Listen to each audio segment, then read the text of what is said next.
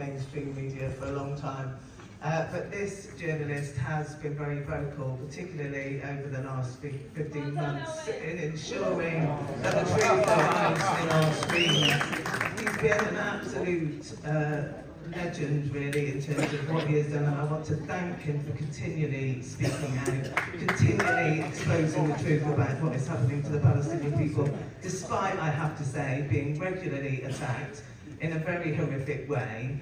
And he has not allowed himself to be silenced, and we have to learn from that. We must never allow ourselves to be silenced when we are speaking the truth. So thank you for everything you've done, Owen, and your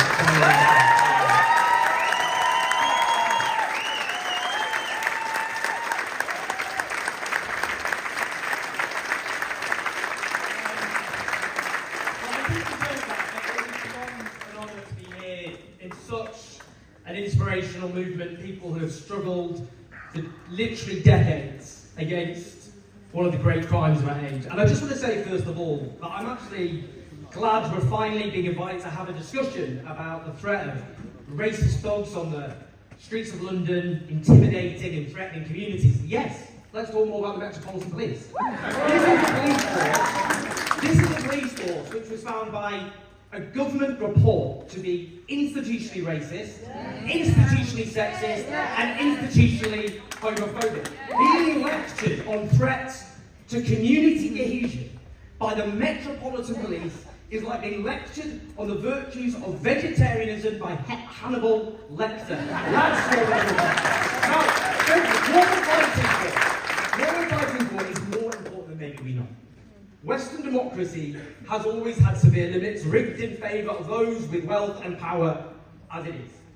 Successive governments in this country, both Labour and Conservative, have shredded our basic civil liberties, not least by waging war on our basic rights, democratic right to protest. But naked authoritarianism is now on the march across the Western world and beyond, and all of our most basic democratic rights and freedoms are under threat, and those who style themselves as the sensible moderates are paving the foundations for the rising far right to take all of our rights away altogether. That's what they're doing right now.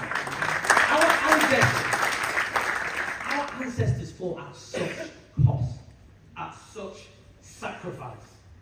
They were vilified, tortured, imprisoned, murdered. Their battles were often lonely, miserable, and ruinous. But they are the giants on whose shoulders we stand. We owe it to our ancestors to defend the rights they suffered so much to secure. It is the pact we have with the dead that we must honour until the day that we die. The right to protest is sacred, and the right to protest over this issue is more sacred still. A genocide, Israel's genocide against the Palestinians, armed and facilitated by our rulers, and yes, by the British media elite as well. All of them. Right on the face of the earth. Tens of thousands slaughtered, 20,000 plus children slaughtered, at least 1,000 babies, including newborns, massacred.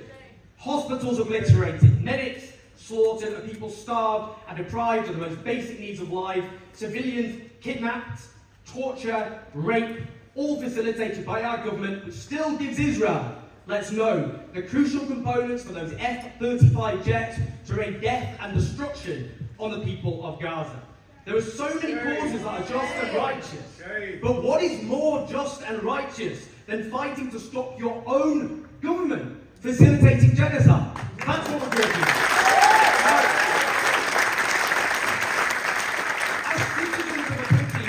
Facilitating genocide, we have a responsibility.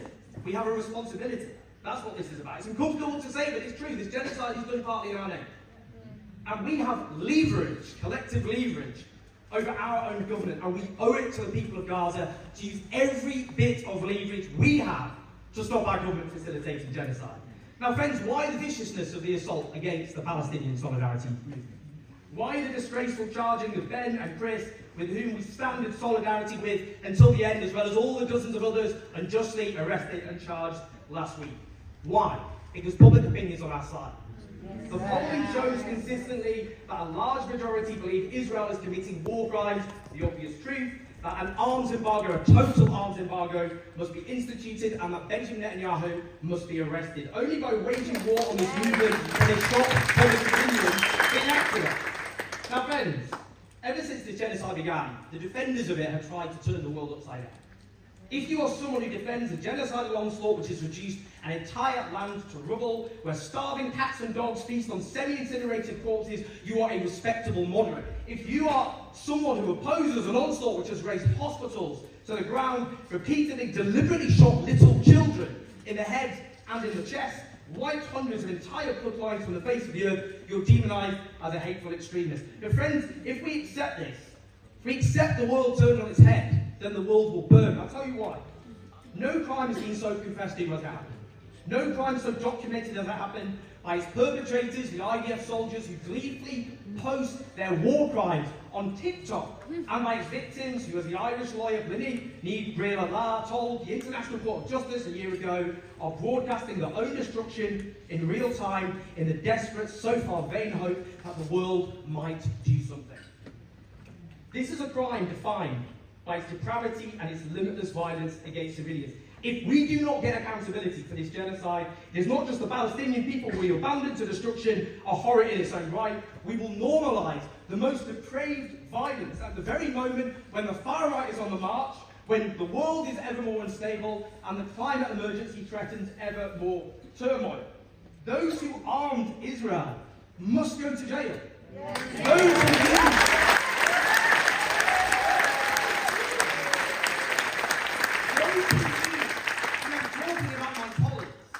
Those who use their influential platforms to justify mass murder must have a reputation. If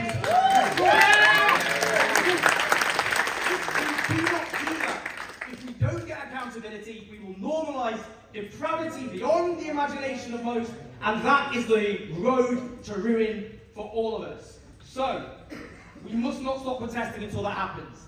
Accountability, justice, all of our futures depend on it. Free Palestine.